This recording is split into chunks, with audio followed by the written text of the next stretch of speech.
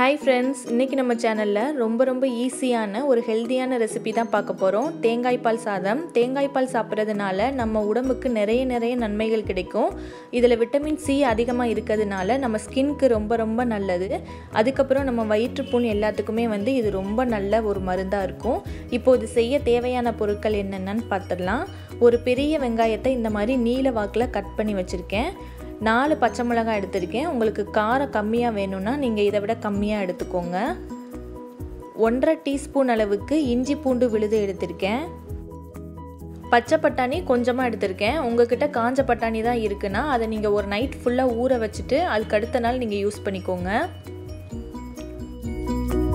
தாளிக்கிறதுக்காக பிரியாணி இலை, கிராம்பு, சோம்பு, கல்பாசி இதெல்லாம் எடுத்து வச்சிருக்கேன். 1 கப் அளவுக்கு அரிசி எடுத்துர்க்கேன். நீங்க என்ன அரிசி வேணாலும் எடுத்துக்கலாம். சாதாரண அரிசி எடுத்துக்கலாம், பிரியாணி அரிசி இல்ல சீரக சம்பா என்ன அரிசி வேணாலும் நீங்க எடுத்துக்கலாம். அரிசியை ஃபர்ஸ்ட் நல்லா தண்ணியில கழுவி வச்சுக்கோங்க. 1 கப் அரிசிக்கு 2 கப் அளவுக்கு தேங்காய் பால் எடுத்துர்க்கேன். இப்போ நம்ம எப்படி செய்யறதுன்னு பார்த்துடலாம். ஃபர்ஸ்ட் நம்ம எண்ணெய் சேர்த்துக்கலாம்.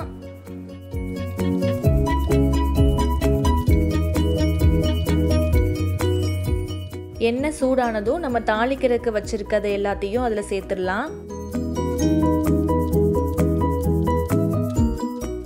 சோம்பு வெடிச்சதும் நம்ம வச்சிருக்க வெங்காயத்தை அதில் சேர்த்துடலாம். வெங்காயத்தை சேர்த்துட்டு லைட்டாக வதக்கிட்டு பச்சை மிளகாயும் சேர்த்து நல்லா வெங்காயம் கோல்டன் ப்ரௌன் கலர் வர வரைக்கும் வதக்கிக்கோங்க.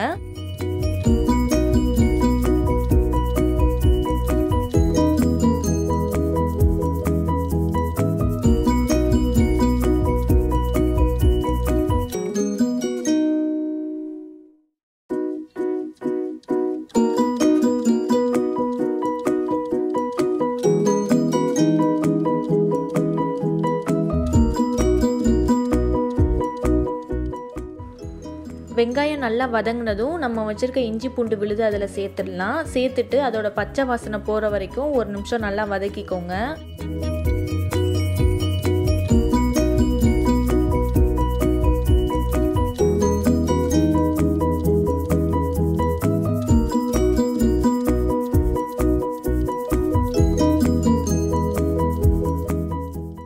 அதுக்கப்புறம் நம்ம வச்சிருக்க பட்டாணியை சேர்த்துடலாம்.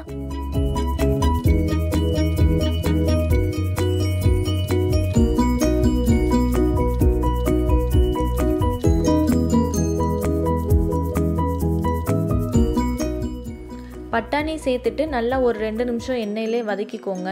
அதுக்கப்புறம் நம்ம வச்சிருக்க அரிசியும் சேர்த்துடலாம். அரிசியை சேர்த்துட்டு நல்லா கலந்து விட்டுக்கோங்க.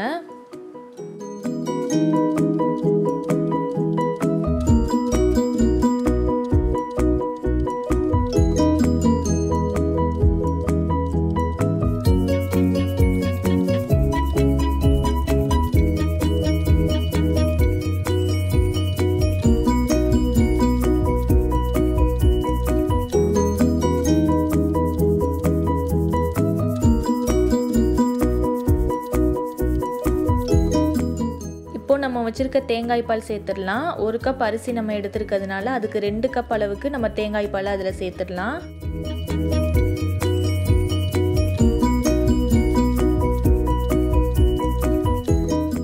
இப்போ தேவையான அளவு உப்பு போட்டு நல்லா கலந்து விட்டுக்கோங்க.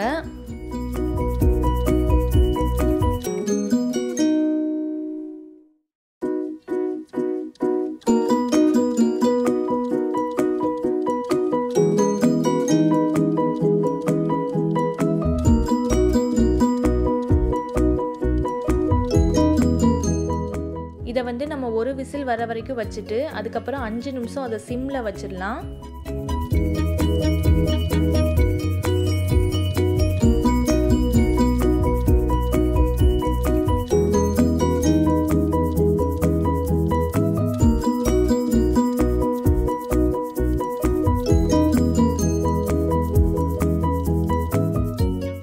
அஞ்சு நிமிஷம் சிம்ல வச்சுட்டு அதுக்கப்புறம் நம்ம ஸ்டவ் ஆஃப் பண்ணிடலாம். இப்போ பிரஷர் ரிலீஸ் ஆனதுக்கு அப்புறம் நம்ம திறந்துட்டு அதை மெதுவா கலந்து விடுங்க.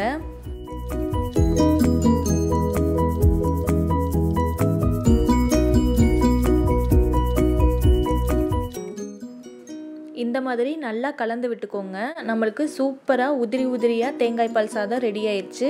ரொம்ப ரொம்ப டேஸ்ட்டாக இருந்துச்சு. கண்டிப்பாக வீட்டில் எல்லோரும் இதை ட்ரை பண்ணி பார்த்துட்டு எப்படி இருக்குன்னு எனக்கு கமெண்ட்டில் சொல்லுங்கள். இன்னொரு சூப்பரான ரெசிபியோட உங்கள் எல்லாரையும் நான் அடுத்த வீடியோவில் பார்க்குறேன். இந்த வீடியோ உங்களுக்கு பிடிச்சிருந்துச்சுன்னா மறக்காமல் இந்த சேனலுக்கு சப்ஸ்கிரைப் பண்ணி வச்சுருங்க. தேங்க்யூ.